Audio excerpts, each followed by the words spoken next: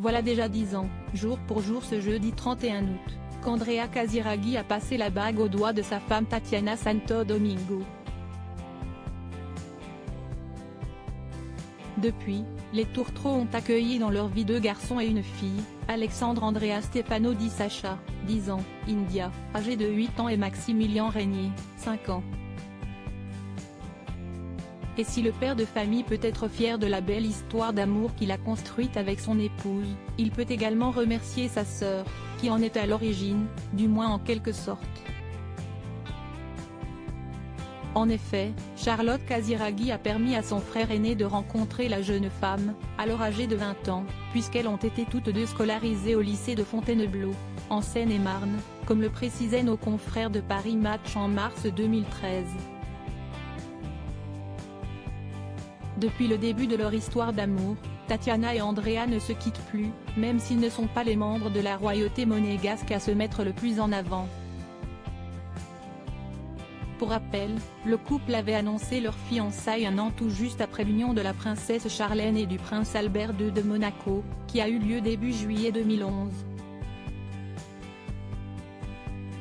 Le mariage civil sur le Rocher a lieu le 31 août 2013 et le religieux intervient plusieurs mois plus tard le 1er février 2014, en Suisse. Rien ne prédestinait pourtant la jeune femme de 39 ans à faire pleinement partie de la famille princière monégasque.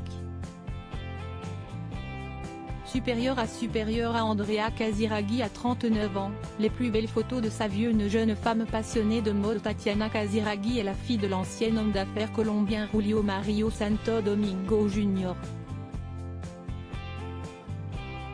Et elle est née à New York.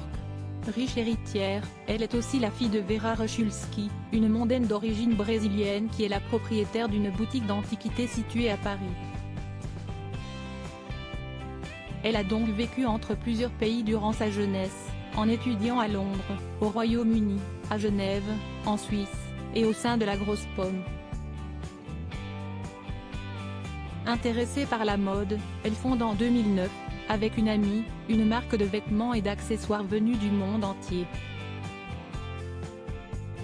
À cette même période, alors qu'elle n'a que 25 ans, elle fait face à la disparition soudaine de son père. Ce décès a été causé par un cancer et il lui a permis de se rapprocher de son mari, Andrea, qui a lui aussi perdu son propre papa, Stefano, d'une mort brutale en 1990, alors qu'il n'était qu'un tout jeune enfant. Article écrit avec la collaboration de 6 médias Crédit Photo, Olivier Huitelpoul.